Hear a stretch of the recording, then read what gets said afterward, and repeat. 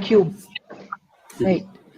So, dear participants, we are delighted to have you here.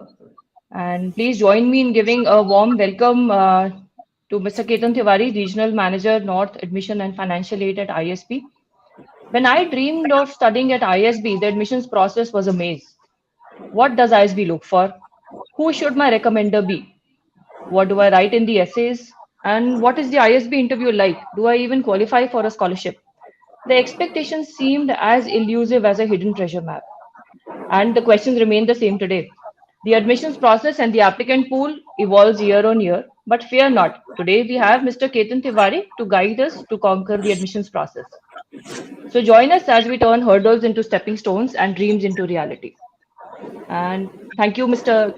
Ketan, for joining us today. We'll just get started in 2 minutes. So just sharing the house rules for the YouTube live event. We have a presentation for the first 20 to 30 minutes, and which will hopefully address a lot of your questions, following which we will have another 20 to 30 minutes set out where Mr. Tiwari would answer the questions that you have posted on the comments. So once again, we extend a warm welcome to Mr. Ketan Tiwari and all the participants. We hope you find this event informative and inspiring. Over to you, sir. Thank you, Shruti. Thank you. Just thank you very much for inviting, and I hope with the session today we'll be able to pander many of the queries. So I'll be waiting. Whenever you guide me, I'm good to start. Yes, we can get started now, sir. Sure. Okay, so hi, good morning, people. My name is Ketan Tiwari. Shruti already introduced me. I'm a part of the admissions team at ISB. And today in our session, we'll be discussing, of course, about ISB, its most coveted and prestigious PGP program, the nuances of it, the value propositions which you get when you become a part of PGP, and most importantly, as she mentioned, what are we looking for in a candidate? So just to give you a brief history and provenance of ISB, we started 20 years back, more than 20 years, 2001. And for the past 2 decades, it has been a case of continuous and undulated achievements for us, and many firsts, as we say it. So we were the first to introduce the one-year MBA program in India. In fact, we were the pioneers of it. And it is now being replicated and offered by very many institutions in India and outside. We were also the first school in South Asia to be given the coveted AACSB accreditation, which is the oldest accreditation for MBA accreditations in the world. We are also amongst the 1%, or I should say less than 1% institutions who have a triple crown accreditation from AACSB, IQUIS, which is a European body, and AMBA, which is a body for MBA accreditations in UK. And we knew it from the very beginning that in order to become that epitome of excellence, we would like to collaborate with the best in the world. And therefore, you can see Kellogg's and Wharton, they were our founding partners. Also, when we moved along, we realized that in order to become that quintessential global institute of high repute, we'll not only have to focus on dissemination of knowledge, but also on creation of knowledge. And hence, we partnered with the London Business School and MIT Sloan, who have a unique pedigree of the amount or the humongous amount of research work they've done over the years. Similarly, moving forward, we also partnered with the Fletcher School from Tufts University, who have an unmatched expertise in law, legal environment, and public policy, so much so that we have public policy as one of the industry specializations today at ISB. And these are not the only 5 collaborations we have. We are now in convergence and in partnership with 50 plus top global institutions. And what these collaborations bring to us? They bring to us the best of pedagogy, the best of curriculum, and most importantly, which might be of interest to you people as well, the faculty and the student exchanges, which happen as a direct result of these collaborations that we have. So taking cognizance of the levels of research and education that we have maintained for the last 2 decades and more than 2 decades, we have been accorded with top rankings by the leading agencies of the world. So the Financial Times rankings, which are the MBA rankings to look forward to, they rank us as number 1 in India, number 6 in Asia, 39th globally. Also, again, something which might be of interest to you, we are ranked number 2 globally in terms of salary growth, which I'll explain later as I move ahead in my slide. Corroborating the kind of research work that we have been doing for so many years, the AMA 2020 Research Productivity Rankings ranked us as number 1 in Asia, number 44th globally. And these corroborations are coming to us, these endorsements are coming to us not only by the foreign agencies, they also come to us by the top leadership of India. So in 2001, it was Shri Atal Bihari Vajpayee, who inaugurated the campus. He was the then Prime Minister of India. When it was the 10th year, it was Dr. Manmohan Singh, again the then Prime Minister. And we had the honor and privilege of hosting Shri Narendra Modi last year. And he had some good things to say about ISB and how we are helping the nation in our own unique way. So moving forward, coming to the value propositions, the first one is the faculty. As you people would know, faculty is, what do you say, the base, the pedestal on which the edifice of a great institution is built. And at ISB, we boast of a unique 70 plus in-house resident faculty members. And these are all research-oriented faculties, which means apart from their teaching credentials in almost all the top institutions in the world, they come with a very rich industry experience and research experience, and they bring down that experience into the class. It percolates into the classroom and into the curriculum. Similarly, if we talk about the visiting faculty, we have an entire pool and pantheon of 200 plus visiting faculty members from all the partner institutions in the world. In ISB, we have a unique portfolio-based faculty model, which means that faculty who have been a part of a particular portfolio, they are given a chance to teach a particular subject. I'm sure many of you know Mr. Krishnamurthy Subramaniam. Until last year or last to last year, he was the Chief Economic Advisor for the Government of India, and he teaches finance and economics at ISB, and he has been doing it for the last 10 years. Also, we have Mr. Edward Rogers, who is the Chief Knowledge Officer at NASA, and he teaches business complexities at ISB. A common notion about a visiting faculty is that they just come to the campus, deliver a one-odd lecture and go back. But at ISB, these visiting faculty members come to the campus, stay there for the entire duration of the term, and then go back to their native institutions, right? So you have a chance to hobnob with them, to socialize with them, and of course, learn from the experiences which they bring about working in different economies, also in different countries. So again, we move forward. The next one is the integrated learning, which means the learning at ISB is a concoction of classroom learning and the different forms of learning that we try to permeate. That is the applied learning, peer learning, and there are various events and competitions that you can be a part of. So if we just start with the classroom learning, it's an 8-term program. It's a fast-paced 52-week program. You can just do a simple division and figure out it's 6.5 weeks per term. So for the first 3.5 terms, you study some 14 or 16 core courses. The next 4.5, you take 17 to 21 electives out of the entire panoply of 80 plus electives that we have. Similarly, we have 10 specializations to offer. 4 are industry and 6 are functional specializations. The industry specializations are healthcare, infrastructure, manufacturing, and public policy, which I mentioned in my first slide. Similarly, there are 6 functional specializations: marketing, finance, operations, IT, entrepreneurship, and strategy and leadership. And all these things are coming to you via case methodology-based learning. You're exposed to case studies from day one. And mind you, these are the cases which the faculties are bringing out from their own research experience. So you don't study Coke versus Pepsi at ISB anymore these days, right? Similarly, you go to applied learning, which simply means that whatever you are learning in the class, you get a chance to deploy that knowledge in the real life industry scenario the next day. Under applied learning, we have experiential learning program, which simply means that you are given a chance to meet the head honkos, the kingpins, the bosses of a particular company. You understand the conundrums which they are facing, the bottlenecks which they have, and you are given a chance to come up with plausible solutions to those problems. In fact, on lighter side, if it goes well, you get a pre-placement offer. But most importantly, whatever you are learning in the class, you get a chance to test it out the next day, because this is happening side by side apart from the classroom learning.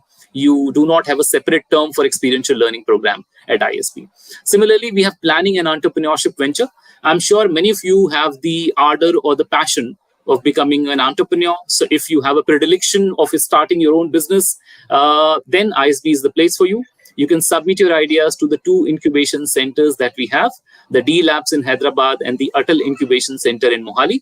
And if your ideas are good enough, they are taken from a very nascent stage to the culmination stage of actually setting up a company.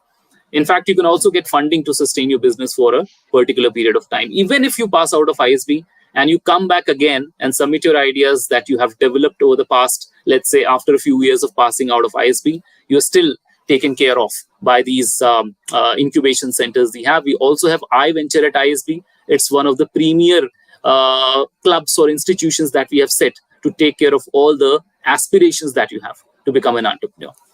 Similarly, there is a lot of peer learning. I alluded to the fact earlier that the collaborations we have, because of that, we get a lot of inbound and outbound exchange programs. So you have a chance to go into any of the top universities and study for a term or two, depending upon the curriculum you take and the electives which you have. Similarly, people from foreign countries also are seen in the campus. What happens with this is the learning that you get is very eclectic. It's a very absorbing and it's a very enriching experience when you sit in the class with people coming from different economies, different countries, different backgrounds.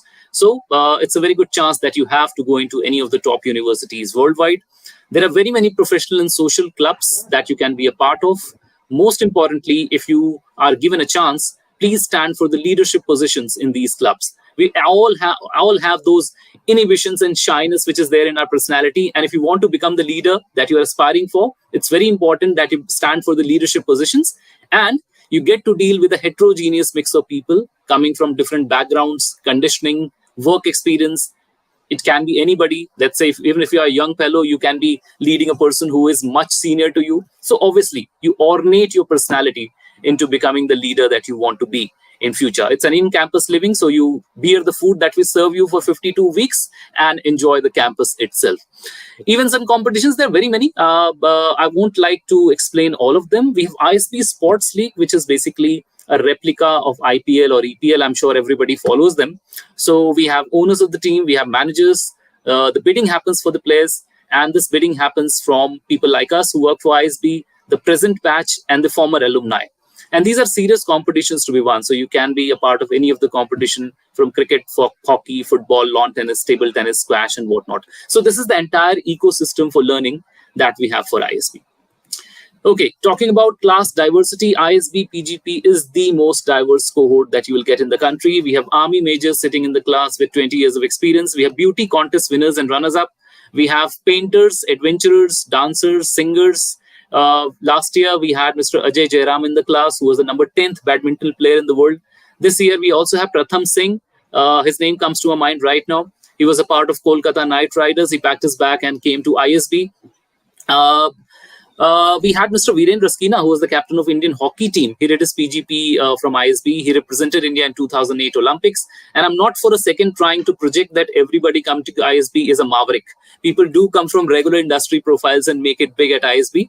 I just want to insinuate upon the fact that when you're sitting in the class with such a diverse cohort, the learning is very vicarious. You learn by the experiences of different people. You hear their experiences, read about them, discuss with them, because they are coming from different industries. They will be sharing their ups and downs and how they surmounted it. That is the most important problem. So it's a kind of a humongous enriching experience that you get in the class with this diverse cohort that we have at ISB.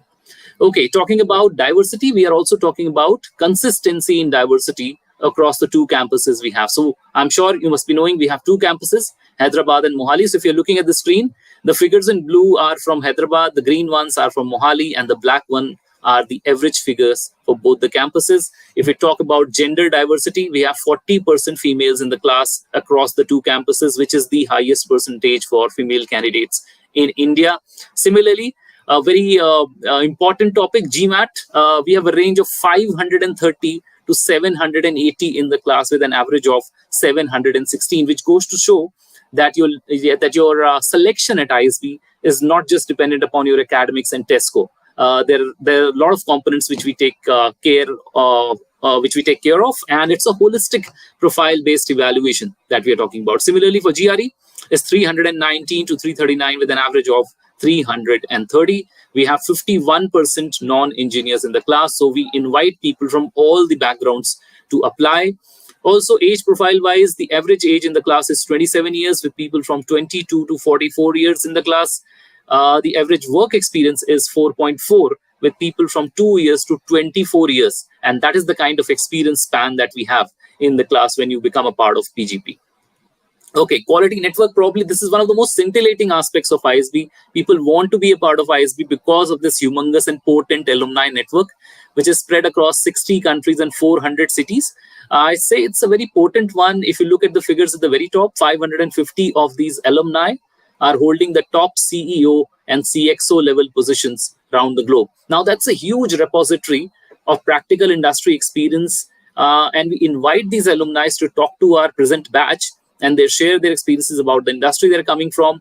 you will have a prescience of where the industry is going, how it is going to look like, the prognostication of it, and most importantly, what are the skills that you need to accumulate and garner if you want to make it big in that particular industry. So that's the information which is coming to you from the people who are actually leading those industries and businesses. Similarly, if you look at the figures at the very bottom, 600 alumni have started their own venture. 12 unicorns have taken shape out of ISB. Now, that's basically endorsement again and a spousal for the kind of ecosystem that we have created for entrepreneurship at ISB. Few companies which the ISB alumni have created, I'm sure you must be knowing Upgrad, Car Dekho. There's MyGate app, which is used in very many societies these days. There is InMobi, which is into mobile advertising technology.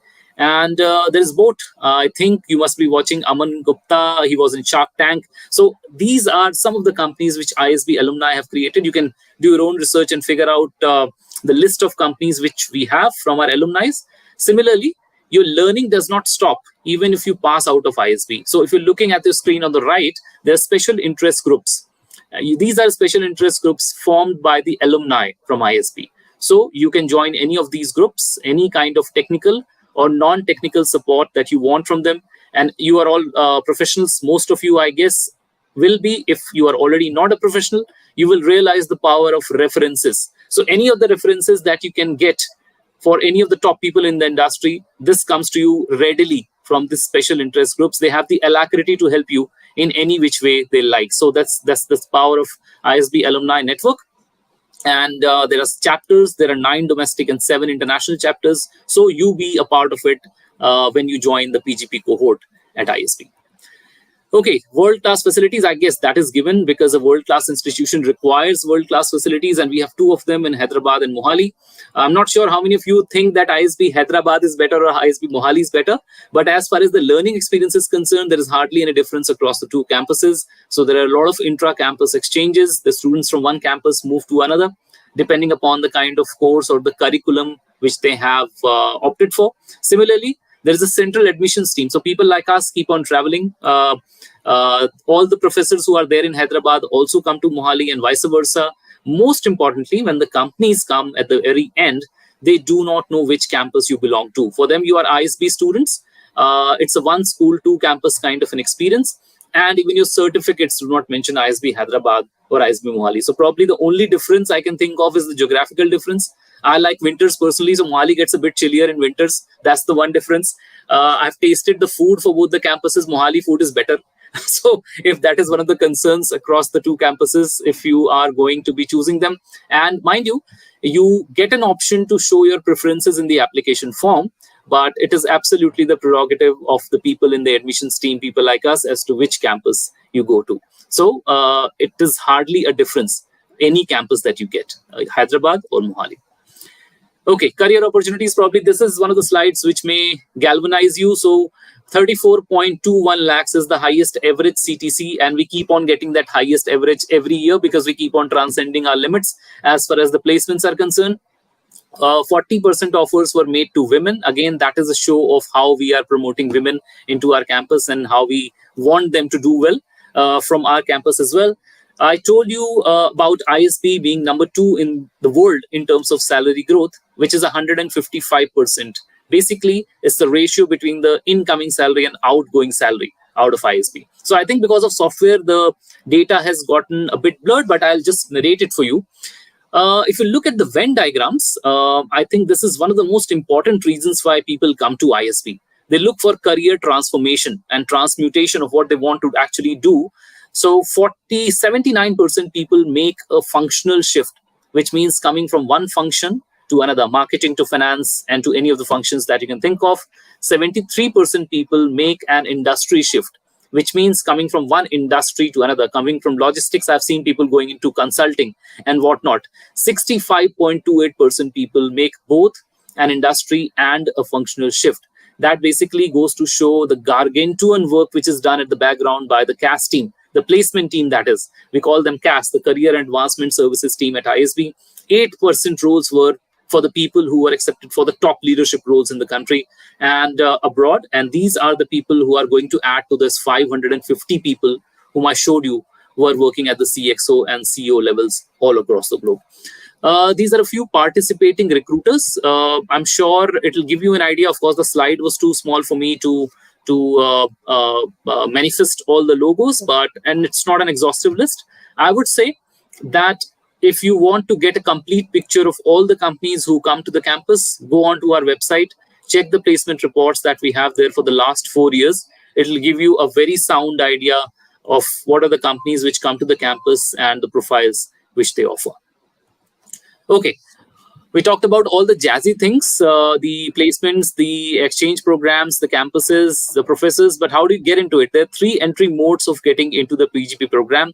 For all those people listening to us today who have an experience of 2 years or more, it's a direct entry, which means that, don't get me wrong, direct entry does not mean direct admission. Simply means that you go through the process, and if you get selected, you are given a chance to attend the batch starting April 2024. Our batches always start in the month of April. We'll talk about what we are looking for in a candidate. Similarly, we have early entry option. It is for all those people who have passed out of college, but who have an experience of less than 2 years. So they can also apply. They have a similar process.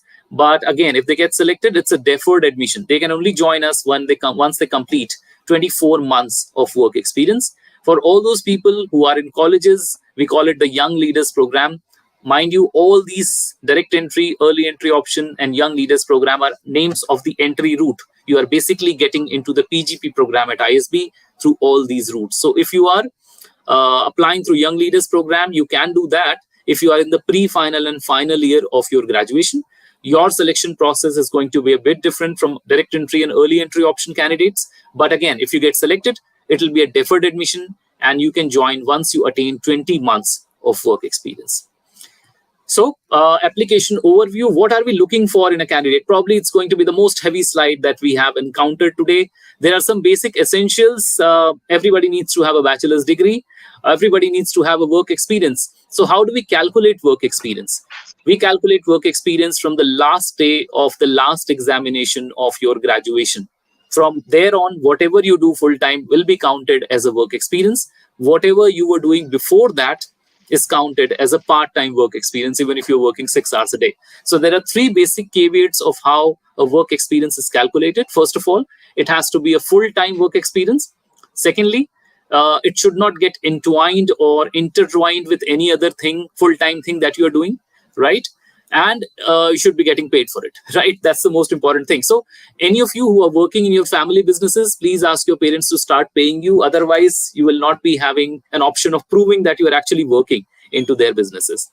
GMAT or GRE, again, we said that it's one of the components of the application. It's very important as well, but there is no cutoff for getting into ISB, either for GMAT or GRE. We have a range of 530 to 780. Take 530 as an aberration. There is only one candidate in the class with a 530, but it shows that if you have that kind of a profile, you can still get into the class. Otherwise, the normal range that we have is 610 to 780. So there are other aspects of your application which are also taken into consideration. Being a part of the admissions team, I regularly get in touch with people who get rejected with a 720, 30, 40, 50, 60, 70, and 80. So it shows that apart from GMAT, there are other factors also we should be working on. And I also get in touch with people who are there in the class with 660, 70, 80, 90, and 700. So it's a holistic profile-based evaluation. Again, in that holistic profile evaluation, we have academics. So it's mostly your 10th, 12th, and graduation. All those things have a weightage.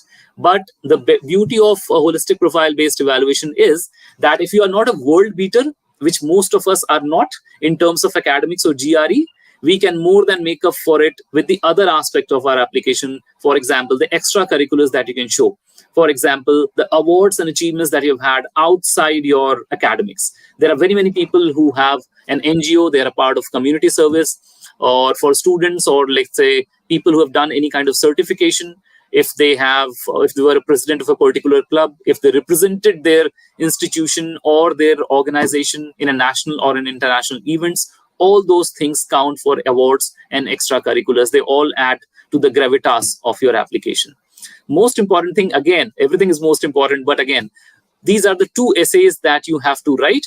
They focus on the uniqueness of your personality and the career goals that you have.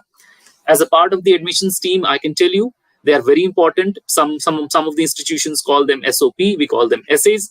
So there are a few things that we are looking at when you are writing those essays. What are those things? The first is, why would somebody want to come and do a PGP from ISB, right? Sounds like a very benign question, very ubiquitous, very common, but it has many layers when you actually start answering it. So keep a deep thought on it, right? Similarly, why do you think ISB or PGP is going to bring about that transmutation in your career that you're looking at? What are your short-term and long-term goals, and how does ISB help you in achieving those goals? What are the skills that you're getting into the class, right? And let's say if you're looking for a particular sector which you want to work into post ISB, what are the transferable skills that you have which could be put to best of use in that particular sector of your choice? So holistically, we are trying to understand the thought process, or what is that thing which you are trying to extract out of the PGP program from ISB. I am sure we'll be having more questions on them, so I'll move ahead to the next slide. I'm almost reaching the end of my monologue here. So these are a few scholarships that you can have once you apply to PGP, like merit waiver. If you fall high in the merit, you obviously get the scholarship. It can be up to 100% of the tuition fee. So these two guys received 100% tuition fee waiver. Similarly, we have need-based waiver. If you can prove that your family income is less than 18 lakhs, the need-based waiver can come to you. Diversity waiver is for all those people coming from diverse background. We want those people to be in the class, and hence this diversity waiver comes to them. International diversity is for all those people who are studying internationally or working internationally and want to come back and study at ISB, right? So these are the scholarships which come to you with your offer letter. There are 70 plus corporate scholarships which you can apply for once you become a part of PGP. For example, there is one Mr. Ramesh Khanna scholarship, which is for the meritorious students. There is one Bajaj Auto scholarship, which is for the sole earning members of the family. My male counterparts will sulk here, but there is a female diversity scholarship. If you are a female candidate, you can write a 200-word essay stating why you deserve that scholarship. And there are a lot more. There is also a Develop India scholarship, which you get after passing out of ISB. So if you're contributing to the society, if you're doing something for the country, you can apply for that scholarship and it can also come to you again. Okay. So I think that's the end of what I had to say. That's the deadline that we have for round 1. We have 3 rounds for admission, 1, 2, and 3. September 10 is the deadline for round 1. Start working on your applications. If you have any issues, Shruti is there to help you, and I'll also be there. You can reach out to us on these contact numbers. I'm also available on LinkedIn by the name of Ketan Tiwari. You can reach out to me as well. I think, thank you. That's the presentation I wanted to share. Shruti, I think over to you. Any questions, I'll be happy to take them. Yes, so we have a lot of questions waiting for you. And let's take the first question from Raman. I'll just put it on screen as well. So he says that he's a computer science graduate with product analytics experience and wants to move to product management. And that's what he's looking at from ISB. But a CGPA is around 6. So will it be a big uphill fight for me? That's what Raman is worried about. Okay. Sure, Raman. So your CGPA of 6 is, of course, not something which is top of the world CGPA, but of course, there are ways to compensate for it. If you heard my presentation, I think I mentioned that any of the things you can do, first of all, you can get a good GMAT to compensate for that, right? Apart from that, any of the things that you can mention in your awards and achievements, or let's say if you want to move to product management, any of the projects which you can take regarding product management, or let's say any of the certifications which you have done, they will all try and compensate for this lack of high CGPA in your profile. So definitely, it is not that people get rejected because of low CGPA, but you would like to increase your application score as much so that you get an invitation for an interview. Yes, and we have Anjali who has a question. She comes from a medical background, and in terms of admissions and placements with 4 years of work experience, she wants to understand what is the scope that she can look at. Anjali, the world is open for you. Once you land at ISB, 4 years of experience in medicals, it also will depend upon whether you want to go into medical or any other sector. You can go into consulting and become a medical consultant. That's one of the scopes, right? Also, there are many companies which are coming from the medical background and pharma background. Let's say I remember Apollo, Johnson & Johnson's. I remember Dr. Reddy's, which come to the campus for various profiles. I think you can also go to the placement report, as I said.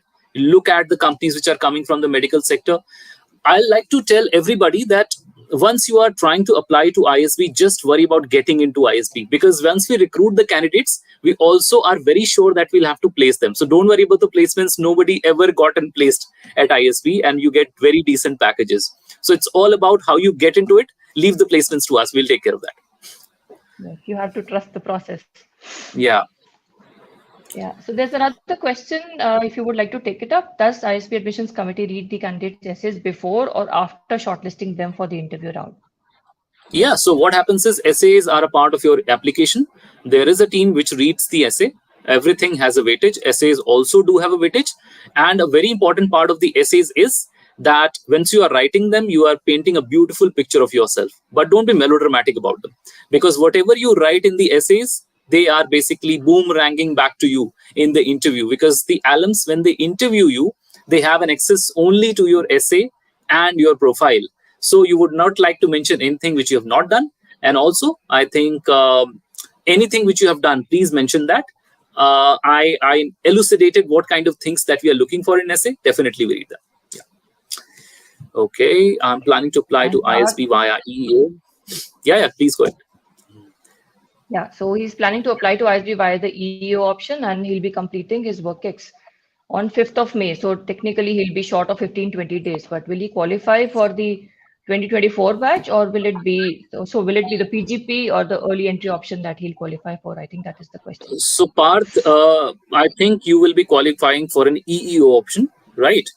Because on 5th of May, we'll be already 1 month into our program. So you will be falling short by at least 1 month, right? 30 days. So never mind, even if you get selected to ISB through EEO, I think you will have done a great job as far as planning your future is concerned. Yes. Aditya has a question, and he says that he's not got a clear answer as to what should be a good profile and what can be a safe GMAT score for ISB. There is no safe GMAT score. I'll tell you one thing.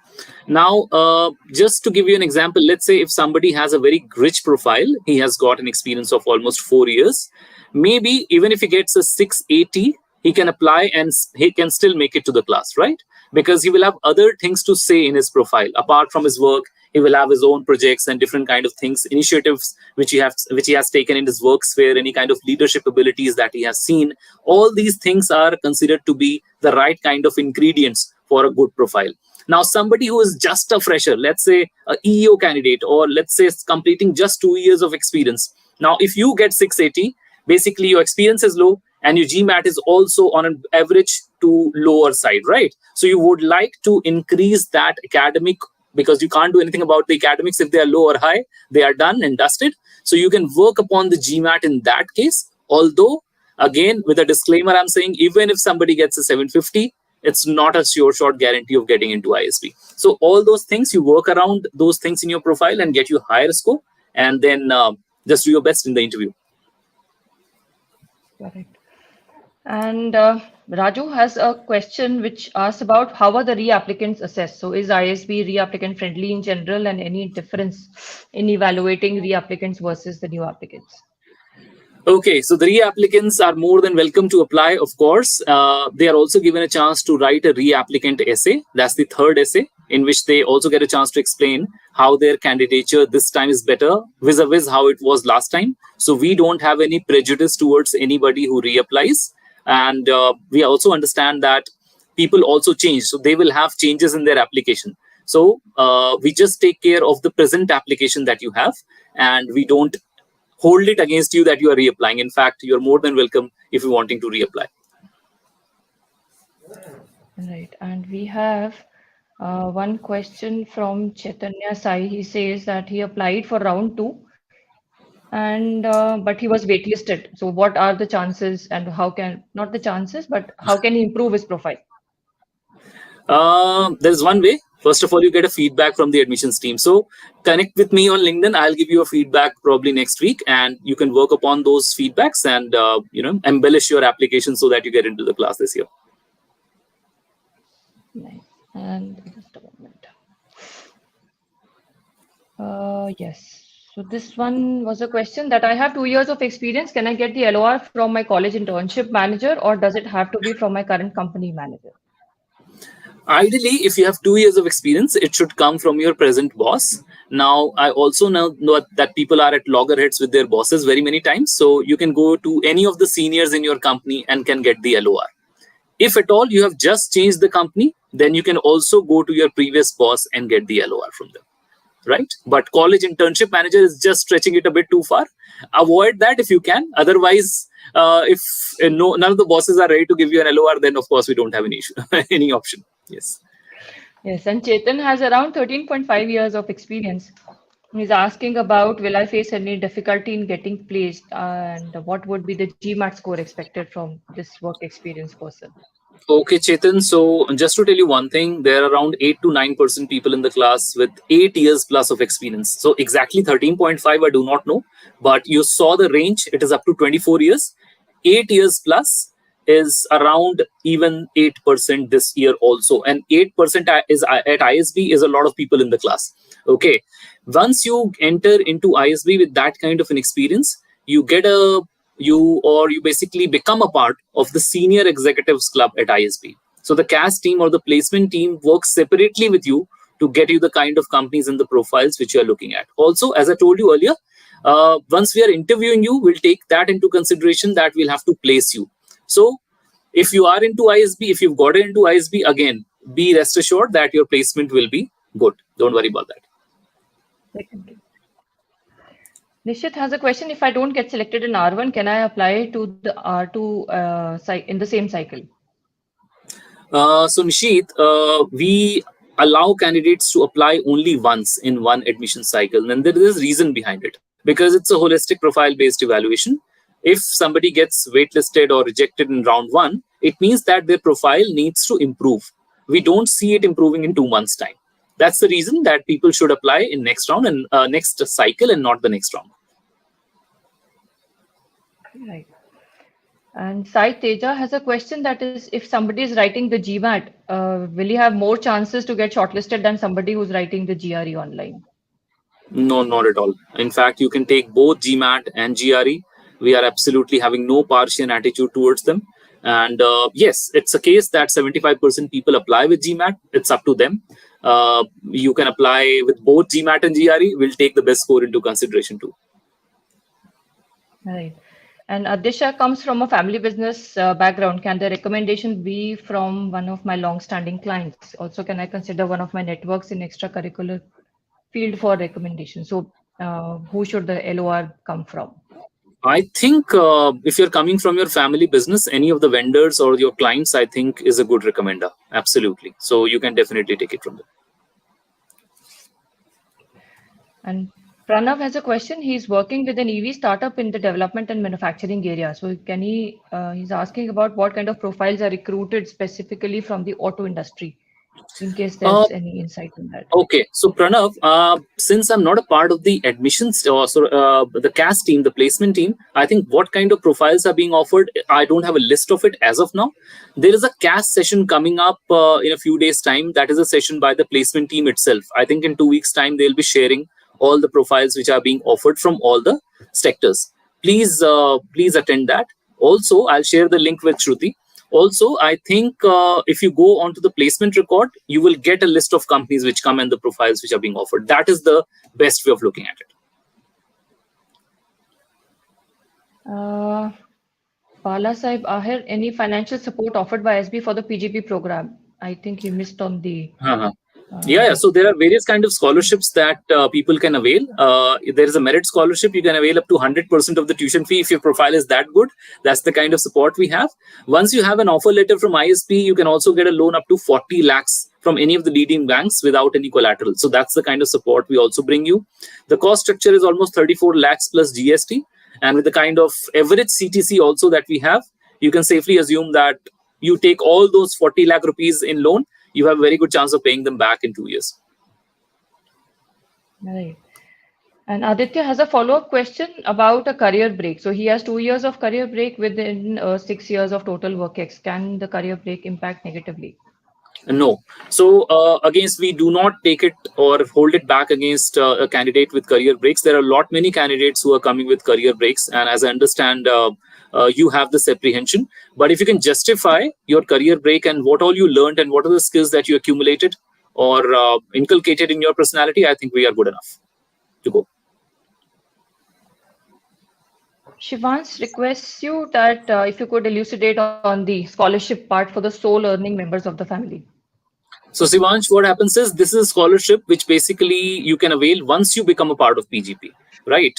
In the class. So you have a 200-word essay to write in which you explain that this is the family condition that you have and this is your, this is how you earn and this is how the family works. And then the process team will take a decision as to whether the scholarship and how much of the scholarship should come to you. So it is a scholarship which all the candidates only get an option to apply for once they are into the class. Right. And just a moment, I'm just bringing up more questions. Yes. What is the average conversion rate at ISB, total applications versus the number of intakes? Okay. So Rishabh, it's a very smart question, but the fact is that we are never given that number from the process team. The process team and the application team at ISB works separately. They work absolutely not in close proximity. We don't even know, even if you apply and get the offer, I won't know till the time you message me back and tell me that you've gotten the offer. So that's the kind of parity we maintain. That's the kind of impartial attitude we maintain. Right. And there is one question that we had previously, which will be of value for other people as well. With the GMAT score above 700, how much do the IR and AWA scores matter? Will an IR 5 and AWA 4 be considered adverse? Okay, so when somebody is giving a GMAT or GRE, we only look at the total score. Now we look at 700. It does not concern towards what is IR and AWA score, not at all. So just get as much as you can. Right. An entrepreneur, Anirban is an entrepreneur, raised VC funding and applied last year, fumbled the interview. Since then, I started a new company. Should I get the LOR from the current co-founder or the old one? Any of them is good. If the current co-founder knows you and he can vouch for the kind of work that you're doing for the company and you as a person, I think he's good enough to give you a LOR. Yes. And there's one more question that is about what kind of, what quality of experiences does ISB value more? Okay. Unique qualities or experiences, yes. Mm-hmm. Okay, unique qualities is, let's say, apart from your academics and your test score, you should be showing some initiative taking abilities, any of the, leadership abilities that you have in your personality. Or there are people who are applying with various projects that they were a part of, right? Some people have their own startups apart from their work and that they can show as a part-time employment, which adds to the grandeur of your application, right? So these are the things which the applicants have, which add to the strength of their application. Also, it does not matter to us which sector experience you are coming up with. You can be working in any of the sectors, any of the industries, and we take that into consideration. Otherwise, how do you think people coming from sports background into ISB? Yeah. And Parth has a follow-up question. Do we have to submit certificates for the extracurricular activities that we mentioned? If you have them, that's good. Otherwise, what happens is if you mention them in the application, sometimes you may get asked questions on those. So make sure that you've actually done them. Don't just mention them for the sake of it. I have instances where people showed in their application and in their essay that they had a band and they were asked to sing in the interview. So just be wary of what you mention in your extracurriculars. Yes. One last question from Shivansh that he has. So are the family circumstances, sole earning member condition taken into account before we join ISB? Yes, our family circumstances. Yes, obviously they are taken into consideration. That's why it's something which is a prerogative of the process team. So they have been doing it for so many years. Once you write that essay and explain your condition, they go through your application, obviously go through your essay and then decide upon the candidature. I'll be having exactly 2 years of work experience on September 3. Should I apply for round 1 or round 2? Any of the rounds, Sai Teja. I mean, it will not matter to you, or neither to us. You apply in whichever round your application is the strongest. it does not matter whether you apply in 1, 2, or 3. So if you are ready by round 1 with all your things and all the paraphernalia that we need in the application, please go ahead.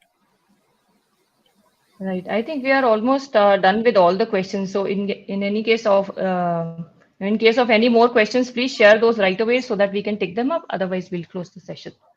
Sure. And Saurav yeah. has, yes, so a few more questions which are coming up at the last moment. My organization does not have a lot of hierarchy structure, need to have 12 to 13 years to become a team lead. Since ISB does not have any additional essays, how am I supposed to bring this point in notice to the adcoms? So he says that even after 7 years of experience, I don't have any reportees and there is no additional essay. So how do I make this known to the adcom? Look, obviously, first thing is that you will mention the kind of portfolio you have. That is something which you will mention in your essay, of course, because your essays will be a concoction of what you're doing and where you want to be and how does ISB fit into the scheme of things. So there you will get a chance to explain the kind of profile you have. I understand there are different hierarchy, dictums in every company. So it is not something which is a postulate for life. People come from different companies and they have different hierarchies. That is not something which is going to restrict or impede your application. And there is a very common concern about people who are coming up for a second MBA, Ketan. So this question also pertains to something similar to that. Completed my MBA around 10 years back and worked in the corporate for 3 years in family business. Would this be a strong or a weak profile for ISB? It is, according to us, it's not a weak profile at all, because there are people who are coming with a master's degree after doing their master's degree, including MBA.